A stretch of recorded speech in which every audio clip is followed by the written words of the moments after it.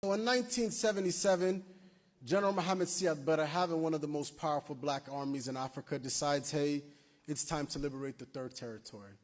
We're going to liberate Abyssinia, Somaliland, and reunite it with its brothers and sisters. And we won that war initially. We took 90% of what we call Western Somalia, Somali Galbet, the Ogaden region, and the USSR stabbed us in the back because the regime that took power in Ethiopia in 1974 declared itself, they overthrew Haile Selassie, they declared themselves to be Marxist-Leninists, and the USSR decided that it's going to switch allegiances and join Ethiopia.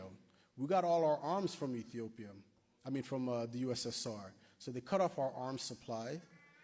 Because they helped develop our army, they literally gave the blueprint to our state, to the Ethiopians, said this is how many tanks they got, this is where they're positioned. Utter betrayal. That's why you never trust the communists. But utterly betrayed us. And then at that time, there was something called the Comintern, which is the Warsaw Pact, which was the counterbalance of NATO. So you had the Cubans, you had the USSR, you had the East Germans, you had the entire communist world on one side fighting the Somalis. We were fighting imagine fighting the NATO, imagine one nation trying to fight the entire NATO. You're not going to win that war.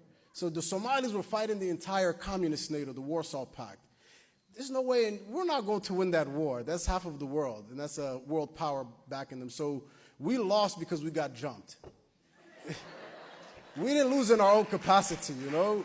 When it was one-on-one, we won, we retook our territory. When they called in their communist friends, the entire communist world jumped us, and we had to retreat.